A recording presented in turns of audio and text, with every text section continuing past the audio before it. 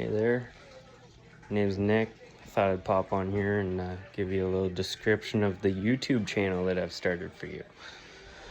This one that you've popped on and stumbled across is all about DIY things like this here that we got in the back. Hydroponic system, it's about 8 feet long. Fish tank underneath, you can kind of see it. It's just chilling in the corner of my room. We also have like other things like a floating slab for a windowsill, and then a slab wood for desk, also with the printer. Even like my closet is all made out of, this is my wife's side, sorry, it's a little bit messy, but yeah, you can see this is all made out of pallet wood. It's full of nail holes. Looks beautiful, I think. Some don't.